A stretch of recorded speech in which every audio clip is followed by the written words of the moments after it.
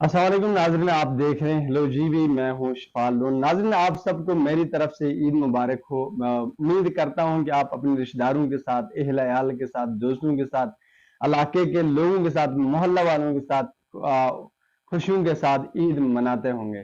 ناظرین، عید مسلمانوں کی ایک بڑی تہوار ہے، جیسے آپ جانتے ہیں۔ یہ عید الفطر جو ہے وہ چھوٹی عید کا سمجھی جاتی ہے، اور مہینہ جو ماہ رمضان ہے اس کے اختتام پر ایک خوشی مسلمان جو عقیدت اسلام والے مناتے ہیں۔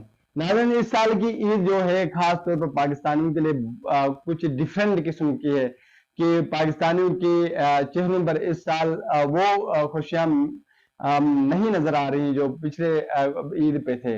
اس کی بہت سی وجوہات ایسی ہیں، جہاں پر مہنگائی ہے، خاص طور پر ہر شخص اس کی لپیٹ میں اور متاثر ہے۔ اور اس کے ساتھ دوسری طرف دیکھا جائے تو دوسری طرف یہ ہے کہ بے روزگاری ہے پاکستان کے اندر، اور ہر طبقہ یعنی اس کے لپیٹ میں۔ اور اس کے ساتھ ایک بڑی وجہ یہ ہے کہ پاکستان کے اندر سیاسی استحکام ہے۔ ایک بڑی جد و جہد کے بعد پاکستان میں حکومت بنی ہے، جس پر کچھ طبقے ناخوش ہیں اور کچھ خوش ہیں۔ اور اس کے بعد دیکھا جائے تو حکومت کی کارکردگی کے اوپر بھی سوالات اٹھائے جا رہے ہیں۔ ناظرین، اس کے ساتھ دیکھا جائے تو اس سال مسلم ممالک کے لیے بھی کچھ ناخوشگوار واقعات کی وجہ سے یہ عید کوئی خاص طور پر خوشیوں کی وہ عید نہیں جو گزشتہ سالوں میں تھی۔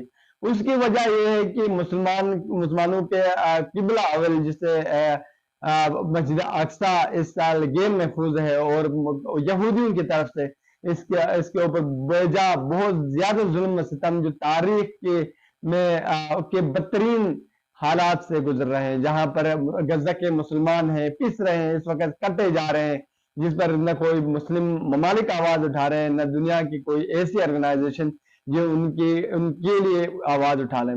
مسلمانوں کے اوپر کفار نے وہ حالات اٹھائے ہیں جو تاریخ کے میں کہیں نہیں ملتے۔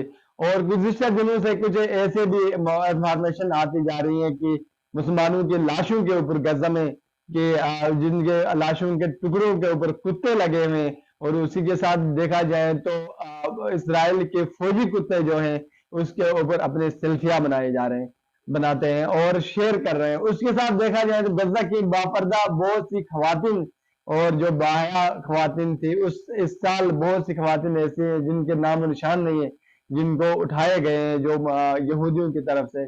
تو اس سال جو سال ہے بہت مشکل کا سال ہے، کہ مسلمان خاص طور پر مسلمانوں کے چہروں پر وہ خوشیاں نہیں ہیں جو ہر سال ہونی چاہیے۔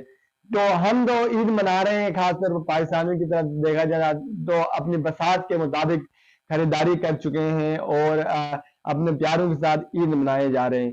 لیکن حقیقت یہ عید نہیں ہے اس سال پہ، کہ دیکھا جائے تو اس سال کو تو مسلمانوں کو عید پہ بائیکاٹ یعنی ایسا ریئیکشن دینا چاہیے کہ اقوام متحدہ کو، کہ اس پر کوئی اچھا رزلٹ آ سکے۔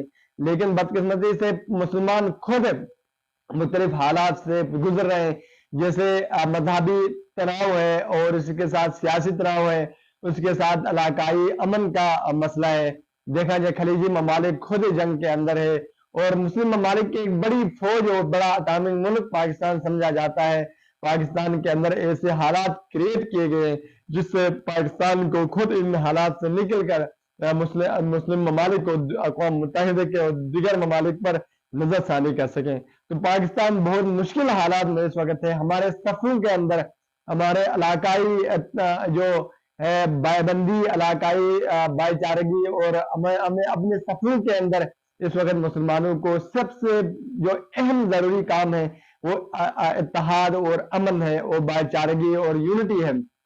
کہ اس وقت مسلمانوں کے اندر ایک بم ایسا کھیلا جا رہا ہے جہاں پر جو کہ اتفاق نہیں ہے، مسلمانوں کے اندر علاقائی تناؤ ہے، مذہبی تناؤ ہے، اور اس کے ساتھ ہی خاندانی جو سلسلے ہیں، خاندانی دشمنیاں وہ چل رہی ہیں، جس کی وجہ سے مسلمان اس وقت کہ بالکل نادار اور لاچار پھر رہا ہے۔ تو اس وقت مسلمانوں کو اپنے صفوں کے اندر امن، اتحاد، یونٹی اور محنت کی انتہائی ضرورت ہے، جس سے مسلمان اس مشکل دلدل سے نکل سکتا ہے۔ تو میں اس پرمسرت موقع پر، عید کے موقع پر، میں اپنے تمام مسلم ممالک مسلم قوم کو، مسلم بھائیوں کو یہ کہنا چاہوں گا کہ اسلام کے اندر جتنے بھی اسلامی سیکشنز یعنی مذاہب کے فرقے ہیں، ان کے اندر جو اتفاق ہے اور مذہبی ہم آہنگی ہے، اس کو برقرار رکھنے کی انتہائی ضرورت ہے۔ تو میں اس موقع پر یہ پیغام دینا چاہوں گا کہ اپنے صفوں کے اندر امن و اتحاد لائیں، جس سے مسلمان اس دلدل سے نکل کر اپنے اور اپنے مذہب اور اپنے عقائد کی حفاظت کر سکتے ہیں۔ تو اس کے ساتھ مجھے اجازت دیجیے، اللہ حافظ۔